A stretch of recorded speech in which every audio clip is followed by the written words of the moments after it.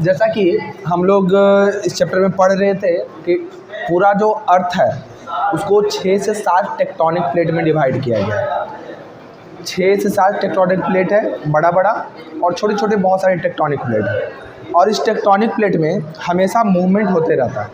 ऐसा कभी नहीं है कि मूवमेंट नहीं होता, हमेशा मूवमेंट होते रहता है।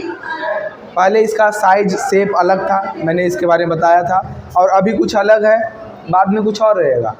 एक साल में 1 इंचेस के हिसाब से वो बढ़ते रहता है। ये मूवमेंट हमेशा चल रहा है, अभी भी चल रहा है। अभी भी इंडिया का प्लेट यूरेशियन प्लेट के अंदर जा ही रहा है, और इसके कारण से हिमालय का जो हाइट है ना, वो हमेशा अभी भी ऊपर बढ़ रहा है। समझे बात को? तो ये जो मूवमेंट होता है टेक्टोनिक प्लेट में, इस भाग में हम ये जानेंगे the movement of this tectonic plate classified into 3 categories. सारे जो मूवमेंट है टेक्टोनिक प्लेट का, उसको 3 भाग में बांट दिया गया, 3 कैटेगरीज में फिट कर दिया गया है। पहला है कन्वर्जेंस, सेकेंड डाइवर्जेंस, और तीसरा ट्रांसफॉर्म। ये तीनों मूवमेंट है। किसका मूवमेंट है बच्चा? टेक्टोनिक प्लेट का मूवमेंट है।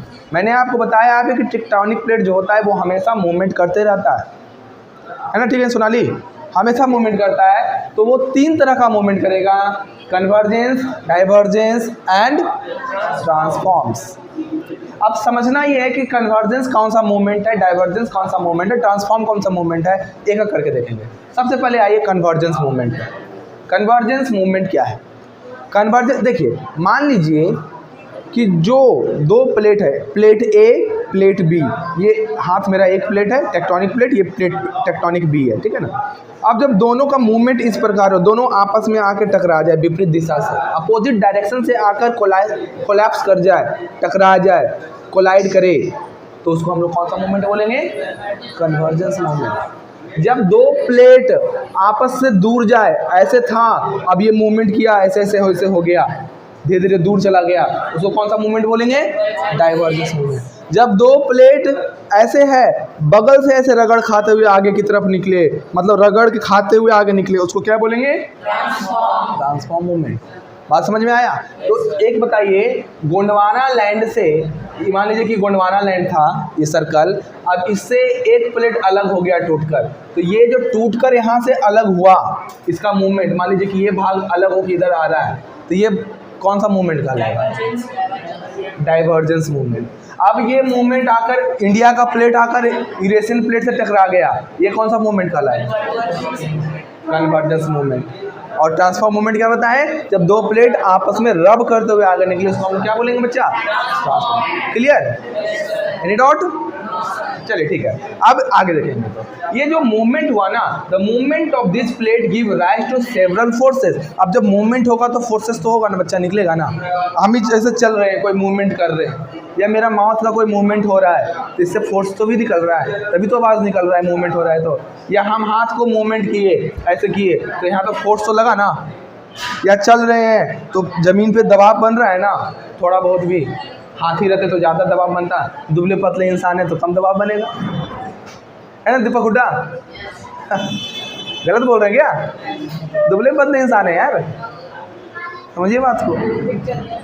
आप समझना है, the movement of this plate give rise to several forces. ये जो मूवमेंट, तीनों तरह का जो मूवमेंट होता है ना, तीनों तरह का कोई भी मूवमेंट होगा, फोर्सेस तो लग आएगा। 3 तरह के फोर्स, देखिए यहाँ 2 तरह का फोर्सेस जिक्र किया गया है। सेवरल फोर्सेस मतलब कितना फोर्सेस यहाँ बोला गया? वो 2, एक इंडोजेनिक और दूसरा एक्सोजेनिक। जब ये 3 मूवमेंट होता है, जो मूवमेंट हो रहा है टेक्टोनिक प्लेट में, तो 2 फोर्सेस राइज होता है। पहला इंडोजेनिक और दूसरा एक्सोजेनिक। अब आइए बारीकी से इंडोजेनिक क्या है और एक्सोजेनिक क्या है, इसको समझेंगे। सबसे पहले है इंडोजेनिक फोर्सेस। इसमें है the forces that act in the interior of the earth is called endogenic forces. वह फोर्स जो अर्थ के नीचे लगे, पृथ्वी के अंदर वो फोर्स लगे, उसको हम लोग क्या बोलेंगे बाबू? Endogenic forces.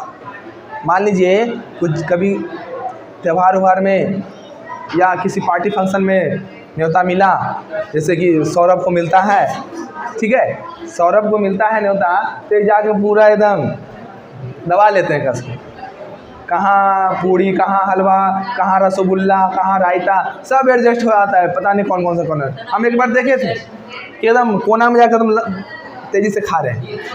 खैर, तो अब खा लिए और अंदर में फोर्स बनना, गुड़ुड़ गुड़ुड़ गुड़ुड़ गुड़ुड़ करना शुरू हुआ। तो कौन सा फोर्स होगा बच्चा? वैसा ही फोर्स जो पृथ्वी के अंदर लगता है ना, वो फोर्स क्या आता है? इंडोजेनिक। सिंपल है ना।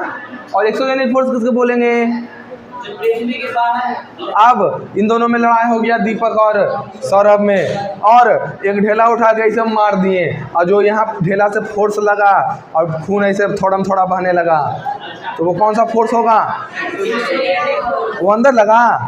और जो खाए और गड़गड़ाया, सिस्टम हिल गया अंदर पचाने में, वो कौन था? इंडोजेनिक। और जो बाहर पत्थर से मार के खून बह गया, वो क्या हो गया? एक्सोजेनिक। तो फोर्सेस यही होता है, जो मूवमेंट हुआ ना, तो मूवमेंट दो फोर्सेस, इंडोजेनिक और क्लियर।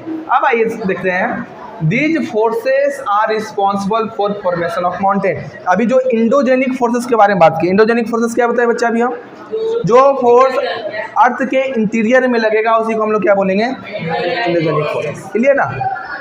ये जो इंडोजेनिक फोर्सेस है, इसी के कारण माउंटेन बनता है। क्या बनता है बाबू? माउंटेन जो बना हुआ है, हिमालय माउंटेन या जो भी माउंटेन है, कौन सा फोर्स के कारण बना हुआ है? इंडोजेनिक फोर्सेस के कारण। क्लियर। अब देखिएगा कौन कौन सा माउंटेन होता है। There are the many type of the mountain. मुख्य रूप से 3 तरह का माउंटेन यहाँ पर लिखे हैं हम। लगता है 3 ही तरह का होता होगा, यहाँ मेनी लिख दिए, मतलब 3 ही। कौन कौन माउंटेन है? फोल्ड माउंटेन, ब्लॉक माउंटेन और volcanic mountain. How many type of mountain? 3 types of mountain. कौन कौन? Fold mountains, block mountains and volcanic. और ये माउंटेन कैसे बनता है बच्चा? कौन सा फोर्स से? Endogenic forces. इंडोजेनिक और एक्सोजेनिक फोर्सेस किसके कारण आता है? टेक्टोनिक प्लेट के मूवमेंट कारण। और टेक्टोनिक मूवमेंट कितने प्रकार के? 3 टाइप। अभी हम लोग देख रहे थे कि इंडोजेनिक फोर्सेस, इंडोजेनिक फोर्सेस में ही आता है आपका सडन फोर्सेस। सडन फोर्सेस क्या होता है? The quick and unexpected movement of the earth crust are known as the sudden forces. Quick means हो गया अचानक, अनएक्सेप्टेड मतलब कि कोई भी सोचा भी नहीं होगा, और वैसा सडन फोर्सेस अचानक हो जाता है, तेजी से और बिना सोचे समझे कोई सडन आपका मूवमेंट हो गया अर्थ के क्रस्ट में, उसी को हम लोग क्या बोलते हैं? Sudden forces. समझ में आया? मतलब quick and unaccepted movement of the earth crust और नोन एज सडन फोर्सेस। अचानक तेजी से कोई मूवमेंट हो जाए हमारे अर्थ के क्रस्ट में, उसी को ही हम लोग क्या बोलते हैं? सडन फोर्सेस बोलते हैं। They are the 2 main sudden forces. Sudden forces कितने प्रकार के होते हैं? 2 सडन फोर्सेस होते हैं। पहला वोल्केनिज्म और दूसरा earthquake. How many type of sudden forces? There are 2 type of sudden forces. First volcanism और दूसरा अर्थक्वेक।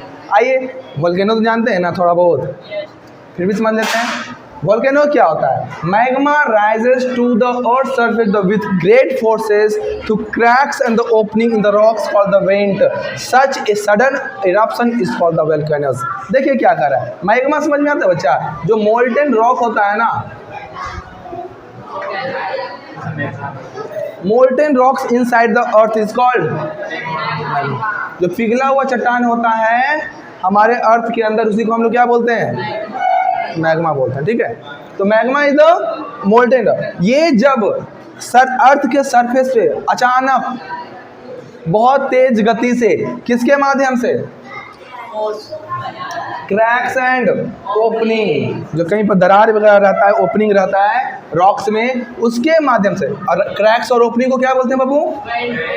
वेंट बोलेंगे, इसको वेंट बोलते हैं। जो अर्थ के में दरार हुआ ना, क्रैक्स और ओपनिंग, उसको बोलते हैं वेंट। अब इसके वेंट के माध्यम से, क्रैक्स और ओपनिंग के माध्यम से मैग्मा बहुत ताकत अंदाज में, मतलब बहुत तेज फोर्स में जो निकलता है, उसी सडन इरप्शन को क्या कहते हैं हम लोग? वोल्केनोस कहते हैं। क्या कहते हैं? Volcanoes can be classified into 3 type. Volcanoes को कितने भागों में बांटा गया है बाबू?